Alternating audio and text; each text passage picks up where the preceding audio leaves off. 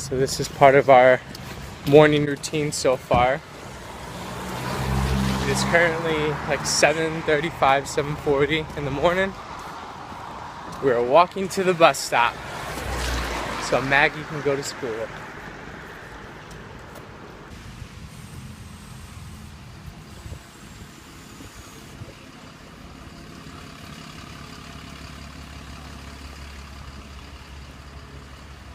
Now I go back home and eat breakfast, read, and watch YouTube videos till she comes home. So for a little treat today, we decided to go to the National Sea Life Museum right downtown. So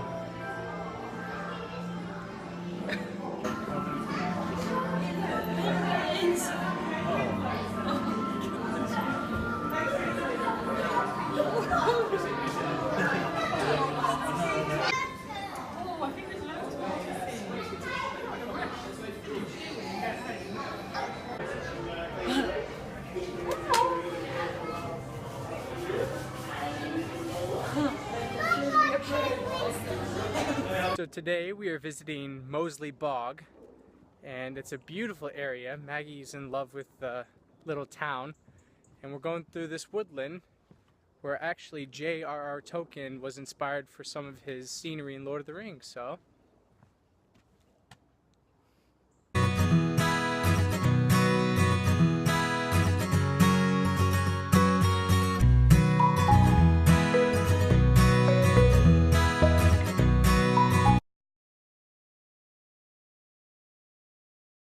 in addition to going to the National Sea Life Museum here in Birmingham and then also going to Moseley Bog, the big things that happened this week, for me, last Sunday, it's now Saturday, so we haven't recorded in a moment, but my school went to the Globe in London, Shakespeare's Globe, and for those of you who don't know, the Globe is basically a pretty much exact replication of Shakespeare's original outdoor arena theater. So to this day, they still perform Shakespeare shows, and they really try to make most of them pretty authentic. And it's just really cool because it's a running theater that really tries to almost replicate what Shakespeare might have been doing during his day. It's literally the space that Shakespeare's actors would have been on centuries ago. So to be able to go there is already exciting, and I've had the fortune of being able to go twice now, because last year on a London trip for undergrad, I also got to see a show there, but this time around, I got to stand on stage and take a workshop, which was so awesome. I feel like I'm still kind of in shock that I actually got to do that, because I'm never going to be able to stand on the Globe stage again. Like, I feel like that's really kind of a once-in-a-lifetime thing, and I don't think a lot of people get to do that unless they are cast at the Globe or, you know, are at a drama school where they get to do that. So it was really great, and standing on the space, I thought that I would be able to assume what it would be like to stand there. You know, I feel like a lot of acting teachers I've had have been, you know, imagine yourself in the space when you're doing the scene, but being on the stage and being able to kind of experience what it might be like to perform on the stage was just so cool. And I feel like going forward in my acting experience here, it's really informing a lot of my choices, and I think our whole class benefited from doing it. And it was just really cool to be taught by one of the actors there on the stage, and you know, one of the directors gave us a movement workshop, and it was just really awesome. And I had every intention of recording, but honestly there was no time. It was a whirlwind of a day. There are a few pictures on Facebook, but unfortunately there really wasn't much time at all to record what was happening, but it was really awesome. And I feel like the whole group was just kind of like mesmerized the whole day. It was really, really awesome. So as of yesterday, I officially have a job, and that is such like a blessing to us, and we finally have something that gets me out of the house, and we both have a routine now. And like, I was offered the job earlier last month, but we didn't know that in order for me to work, I needed to have a national insurance number, which is basically like a social security number back in the States. But like, none of our visas said anything about that, so there's this long process of having... Surprise! Yeah, surprise, you have to do this, figure it out.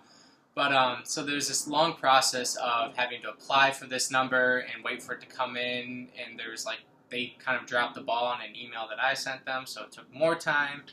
But my boss really came through and pulled a lot of strings to get me into this training session that they're having. So as of Monday, I will be starting work, and I'm very grateful for that because Maggie's had the privilege of having this routine since she got here with her schooling, and I've been like sitting in the apartment and job searching, but thankfully I have a job now. So that is my official job, and it gets me out of the house, and just for the change of pace alone, I'm grateful. But having the job also lets us have a concrete budget, so we can start planning the trips that we want to go to, and all in all, just very fortunate to have this finally locked down.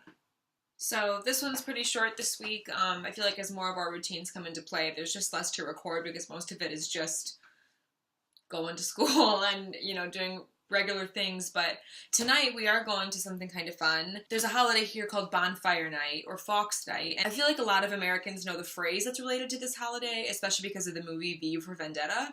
So it's the Remember the 5th of November, and basically it's when this dude tried to blow up Parliament, and here they celebrate it. So there's fireworks and bonfires, and one of my friends from school, Bethany, is the one who tipped us off to it. So a bunch of the friends from my program are going to go to the Edgbaston Stadium.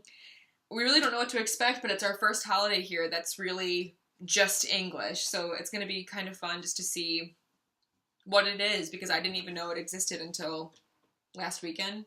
Yeah. Once again, thanks for listening to our ramblings and recordings of our English adventure. It'll probably be a little bit more choppy in terms of our vlogging from here on out, but the holiday season's coming, so hopefully we'll have some fun things to share then. As usual, comment, like, and subscribe if you want to know what's going on. So you can also check out our blog. The link is in the description if you want to keep up to date on that as well. But until next time...